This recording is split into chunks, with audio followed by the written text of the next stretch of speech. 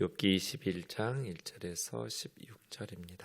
욥이 대답하여 이르되 너희는 내 말을 자세히 들으라. 이것이 너희의 위로가 될 것이니라. 나를 용납하여 말하게 하라. 내가 말한 후에 너희가 조롱할지니라. 나의 원망이 사람을 향하여 하는 것이냐? 내 마음이 어찌 조급하지 아니하겠느냐? 너희가 나를 보면 놀라리라. 손으로 입을 가리리라. 내가 기억하기만 하여도 불안하고 두려움이 내 몸을 잡는구나. 어찌하여 악인이 생존하고 장수하며 세력이 강하냐? 그들의 후손이 앞에서 그들과 함께 굳게 서고 자손이 그들의 목전에서 그러하구나. 그들의 집이 평안하여 두려움이 없고 하나님의 매가 그들 위에 임하지 아니하며 그들의 수소는 새끼를 베고 그들의 암소는 낙태하는 일이 없이 새끼를 낳는구나. 그들은 아이들을 양떼같이 내보내고 그들의 자녀들은 춤추는구나. 그들의 소고와 수금으로 노래하고 피리 불어 즐기며 그들의 날을 행복하게 지내다가 잠깐 사이에 수월에 내려가느니라. 그러할지라도 그들은 하나님께 말하기를 우리를 떠나소서. 우리가 주의 도리 알기를 바라지 아니하나이다. 전능자가 누구이기에 우리가 섬기며 우리가 그에게 기도한들 무슨 소용이 있으랴 하는구나. 그러나 그들의 행복이 그들의 손 안에 있지 아니하니 악인의 계획은 나에게서 멀구나. 아멘. 어제 주일에 7절부터 16절까지 함께 살펴보았던 말씀입니다. 이런 걸 복습이라고 합니다. 두 번째, 친구들의 권면에 대한 욥의 마지막 발언 내용이죠. 우리가 욥의 말 속에서 귀담아 들어야 될 내용들이 많이 있습니다. 2절 보시면 너희는 내 말을 자세히 들으라. 이것이 너희의 위로가 될 것이니라. 너희의 위로라는 표현은 내가 너희에게 주는 위로라는 말이 아니라 너희들이 받는 위로가 아니라 너희가 나에게 주는 위로, 그런 뜻입니다. 그러니까 욥이 받는 위로라는 의미예요. 그러니까 내 말을 자세히 듣는 것이 너희가 나에게 주는 위로이다, 이런 뜻이에요. 이게 문제의 원인이에요. 욥의 친구들의 문제가 뭐였냐면 욥의 말을 자세히 듣지 않았다는 거예요. 건성으로 들었다는 거죠. 그래서 욥은 내가 그런 말을 한 게 아닌데 답답한 거예요. 그러니까 제발 내가 하는 말을 자세히 좀 들어달라고. 욥의 말을 자세히 듣지를 않으니까 친구들이 계속 딴 얘기를 하는 거예요. 네가 그 말 했잖아. 근데 사실은 욥이 사용한 단어를 예를 들면 이런 거죠. 자기들을 짐승으로 여겼다고. 근데 욥은 짐승이란 단어를 사용했어요. 근데 너희들이 짐승이야 라고 친구들에게 짐승이라고 말한 게 아니에요. 너희들이 하는 말은 모두가 다 아는 내용이야. 짐승들조차 알고 있는 내용이야. 욥이 한 말은 이거거든요. 네가 분명히 짐승이라고 했잖아. 그래, 짐승이라는 단어를 사용하긴 했지. 그런데 내가 너희한테 짐승이라고 말한 것이 아니라 짐승들도 너희가 하는 말은 다 알고 있는 내용이라고 말한 거지. 이게 같아요? 다르죠. 욥이 친구들한테 니들은 짐승이야 이렇게 말한 거하고 너희가 하는 말은 짐승들도 알고 있는 내용이야 이 말하고 어떻게 의미가 같아요? 전혀 다른 이야기를. 내 친구들은 네가 짐승이라고 그랬잖아 좀 전에, 이런 식으로 건성으로 들어놓고 욥을 공격한 거예요. 그래서 욥이 내 말 좀 자세히 들으라고. 이것이 너희가 나에게 주는 위로라고. 네, 우리가 고통받는 사람들의 위로자가 되려면 자세히 들어야 돼요. 자세히 듣는 거 쉽지 않아요. 왜냐하면 고통받는 사람은 논리적 일관성이 없어요. 제가 계속 말씀드리지만 너무나 엄청난 일을 겪었기 때문에 말이 앞뒤가 안 맞아요. 그래서 자세히 들어야 돼요. 건성으로 들으면 저 사람이 하고 싶은 말이 무슨 내용인지, 왜 억울한 일 당해서 애들이 밖에서 집에 들어오면 엄마가 침착해 천천히 말해봐 무슨 일이 있었는지. 근데 애가 막 너무 감정이 올라오니까 침착하게 논리적으로 말을 못 하잖아요. 그게 정상이잖아요. 이 말했다가 저 말했다가 앞뒤가 안 맞았다가. 근데 다그치지 않고 천천히 듣고 보면 알아들을 수 있잖아요. 그래서 고난당하는 사람들의 말은 자세히 들어야 돼요. 이건 이성적인 언어가 아니거든요. 감정적인 언어지. 그러니까 이 말했다가 저 말했다가 하는 것처럼 보여요. 근데 자세히 들으면 무슨 일이 있었는지, 무슨 말을 하고 싶은지 알게 돼요. 나를 용납하여 말하게 하라. 내가 말한 후에 너희가 조롱할지니라. 참 이 말, 욥은 친구들의 말을 조롱으로 평가하고 있다는 거예요. 이런 말을 좀 귀담아 들었어야 돼요. 친구들이 지금 욥을 조롱했다고 생각했을까요? 하나님의 사신이 되어서 권면하고 욥을 위해서 회개하도록 이렇게 생각했을 거예요. 위로한다고 생각했지 조롱한다고 생각을 못했을 거예요. 근데 여러분 우리 봤잖아요. 몇 주 동안. 이게 조롱이지 이게 무슨 위로예요. 근데 욥의 친구들도 자기들의 말이 조롱이라고 생각했을까요? 그렇게 생각 안 했을걸요? 너를 위해서 우리가 권면한다고 생각하고 충고한다고 생각하고 위로하러 왔으니까 야 우리가 너 때문에 왔지 멀리서 우리가 무슨 한간 사람이야? 너 고난당하니까 너를 위해서 시간 내서 돈 들여서 여기까지 온 거지 라고 생각했을 거예요. 근데 친구들의 말은 전혀 위로가 되지 않았어요. 그래서예요. 욥은 친구들의 말을 조롱으로 평가하고 있어요. 그러니까 내가 말한 후에 조롱을 하더라도 조롱해.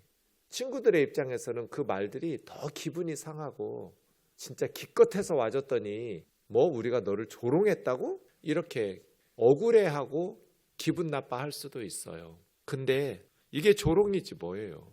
악인은 이렇게 될 거야.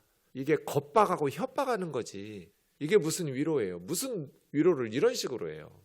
근데 욥의 말을 안 들어서 그래요. 욥은 얼마나 지금 마음이 다급하냐면 4절부터 6절이거든요. 나의 원망이 사람을 향하여 하는 것이냐? 내 마음이 어찌 조급하지 아니하겠느냐? 나는 너희를 원망하려는 게 아니야. 하나님께. 사람들에게라면 목숨 걸 일도 아니야. 근데 하나님을 향하여 나는 지금 인과응보의 교리가 적용되지 않는 이 현실 앞에서 하나님에게 여쭙는 거야. 사람들에게 원망하고 사람들 탓하고 싶지가 않아. 내 문제는 사람들이 해결해 줄 수 있는 문제가 아니야. 내가 하나님 앞에서 의롭다함을 받아야 돼. 이건 나의 생사가 걸린 문제야. 지금 욥은 목숨 걸고 하나님 앞에 나가는 거잖아요. 평상시 같으면 욥도 이런 모험을 하지 않았을 거예요. 어제 제가 말씀드렸잖아요. 고난은 하나님의 초대라고. 근데 죄인이 거룩하고 의로우신 하나님 앞에 선다는 것, 이거 얼마나 두려운 일이에요. 모세한테 하나님께서 나를 보고 살 자가 없다고 그랬잖아요. 그런데 욥은 사람이 해결해 줄 수 있는 문제가 아니에요 지금. 그러니까 목숨 걸고 하나님 앞에 가서 하나님의 말씀을 들으려고 하는 거잖아요. 이해가 되지 않으니까. 지금 하나님 앞에서 서느냐 넘어지느냐 이것은 욥에게는 생사가 걸린 문제예요. 그런데 이것을 조롱하고 비아냥거리고 직접적으로 말은 안 했지만 애둘러서 욥인데 누가 들어도 욥인데 욥 이야기인데 악인은 망할 거야. 이게 조롱이지 뭐예요. 나의 원망이 사람을 향하여 하는 거냐? 하나님을 향하는 거다. 너희가 나를 보면 놀라리라. 손으로 입을 가리리라. 내가 겪고 있는 것을 봤으면 놀라야지. 입을 막아야지. 손으로 입을 가리고 침묵해야지. 어쩌면 그렇게 조롱을 해. 친구라는 사람들이. 내가 기억하기만 해도 불안하고 두려움이 내 몸을 잡는구나. 내게 일어난 일을 떠올리기만 해도 나는 불안하고 두려움이 내 온몸을 휩싸고 있어. 자식들 죽은 거 생각만 해도 몸서리가 쳐져 아직도. 의인이 고난을 받는 거, 악인이 받아야 될 고난을 내가 받고 있다는 거 생각만 해도 몸서리 쳐지게 불안하고 두려워. 내 마음이 편해 보이니? 하나님을 향해서 불평하고 원망하니까 내 속이 편안한 것 같아? 두려워. 불안해. 그런데 어떻게 그런 친구에게 너희들은 그렇게 조롱하고 악담을 쏟아부어. 악인이 망한다고? 15장 20절에서 엘리바스는 악인은 일평생 고난을 받는다고 그랬죠. 18장 5절에서 빌닷은 악인의 빛은 꺼지고 그 불꽃은 빛나지 않을 거라고 했죠. 20장 5절에서 소발은 악인이 이긴다는 자랑은 잠시뿐이고 경건하지 못한 자의 즐거움도 잠깐이라고 말했죠. 나한테 악인이라고 넌지시 말하면서 악인들은 영원히 망하고 잠깐 승리의 기쁨을 누린다고 말했지만 정말 악인들이 그렇게 사니? 어찌하여 악인이 생존하고 장수하며 세력이 강하냐? 잠깐 형통하다며 후손이 앞에서 그들과 함께 굳게 서고 자손이 그들의 목전에서 그러하구나. 빌닷 너는 악인에게는 후손도 없고 후예도 없고 남은 자도 없다며. 근데 정말 그러니? 제가 어째 한반도에서 제일 악하게 산 사람 김일성이라고. 그 김일성이 후손 보세요. 지금까지 3대 세습해가면서 떵떵거리고 살잖아요. 이 땅에서 가장 악하게 산 사람이에요. 가장 악하게 살았던 김일성, 하나님의 자리를 차지하고 백두혈통이라고 신격화시켜가지고 다른 혈통은 북한의 통치자가 되지도 못해요. 세뇌를 시켜서 어려서부터. 이게 말이 되는 소리예요? 세상에서 가장 악하고 부도덕한 집단이에요. 김일성이네가. 그런데 그 후손들이 지금 어떻게 살아요? 너희들 말대로라면 악인들은 자식들이 대학도 못 가고 취직도 못하고 병들어 죽어야지. 명문대학 척척 붙고 좋은 직장 취직하고 아프지도 않아. 죽고 나서 보면 너희들 말이 옳지. 악인의 빛은 꺼지지. 하나님의 심판대 앞에 섰을 때 봤을 때 악인이 망하는 거 맞지. 그러나 이 세상에서는 아니지 않냐. 악인이 형통하지 않냐. 오히려 믿음으로 말씀으로 순종하면서 정직하고 바르게 살려는 사람들이 억울한 일을 수없이 당하지 않냐. 그들의 악인들의 집은 평안하여 두려움이 없고 하나님의 매가 그들 위에 임하지 아니하며 그들의 수소는 새끼를 베고 암소는 낙태하는 일이 없이 새끼를 낳는구나. 가축도 번성하고 집안은 평안하고 아이들은 양떼같이 내보내고 자녀들은 춤을 추고 소고와 수금으로 노래하고 피리 불어 즐기며 행복한 음악 소리가 넘쳐나고 춤추면서 행복하게 산다는 거잖아요. 악인들이. 그들의 날은 행복하게 지내다가 잠깐 사이에 수월에 내려가는도다. 죽을 때도 질병으로 오래 고생도 하네요. 고통 없이 장수하며 행복하게 살다가 잠깐 사이에 죽어요. 고통도 없이. 그렇게 하나님의 은혜를 누리는데도 악인들은 하나님께 우리를 떠나소서 우리가 주의 도리 알기를 바라지 않습니다. 전능자가 누구기에 우리가 섬기며 우리가 그에게 기도한들 무슨 소용이 있으랴? 악인들은 이런 식으로 떠들어대. 하나님을 섬기고 기도한들 무슨 소용이 있어? 그러나 그들의 행복이 그들의 손 안에 있지 아니하니. 악인의 행복은 하나님 손에 있어요. 악인들의 손에 있지 않은데도 악인들은 자기 손에 있다고 생각하는 거예요.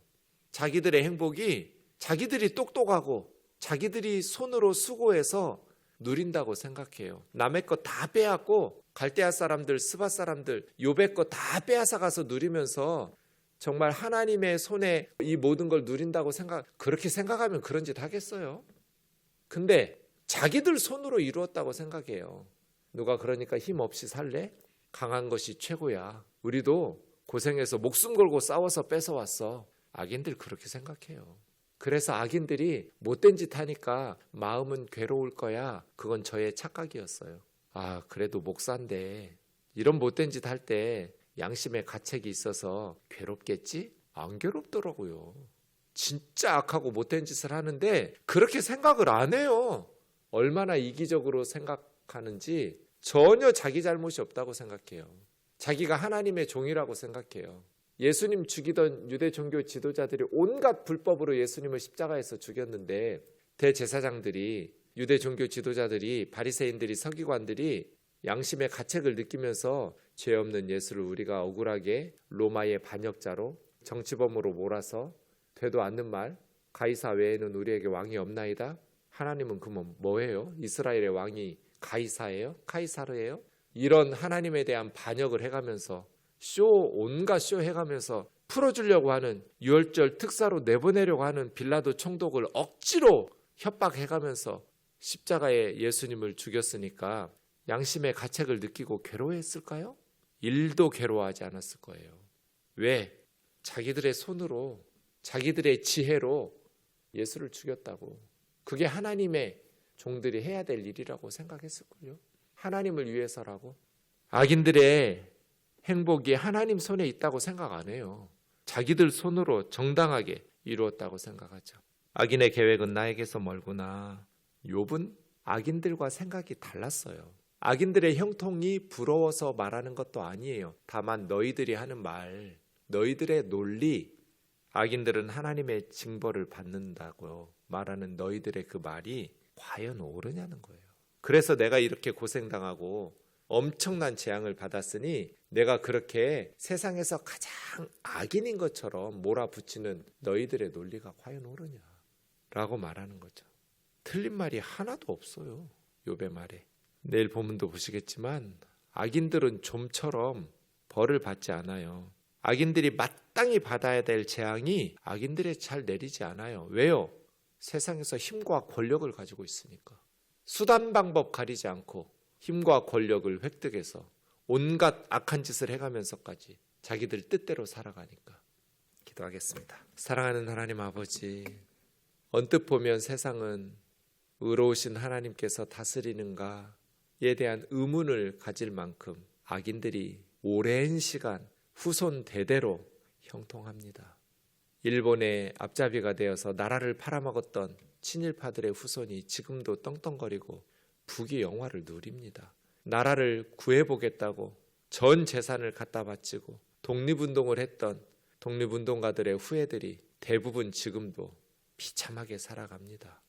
그것이 역사이고 이 땅에 부끄러운 우리들의 모습이기도 합니다. 하나님의 심판대 앞에서 보지 않으면, 하나님의 심판대 앞에서 이 땅의 삶을 평가하지 않으면 공평하지 않습니다. 착하고 정직하고 진실하게 사는 사람들이 성공할 수 있는 그러한 나라로 변화되기 위해서는 아직도 이 땅은 가야 할 길이 멀고도 멉니다. 자비로우신 하나님 아버지, 그래서 눈에 보이는 성공과 실패에 의하여 그의 신앙과 삶을 쉽게 판단하지 않게 하여 주옵소서. 하나님께서 우리 각 사람을 인도하시는 그 인도하심이 인과응보의 교리만으로 다 설명할 수 없다는 것을 기억하게 하시고 잘 귀담아 듣고 고통받는 자들과 함께 아파하고 기도하면서 어려움을 슬기롭게 이겨낼 수 있는 지혜로운 위로자들로 살게 하여 주옵소서. 예수님의 이름으로 기도하옵나이다. 아멘.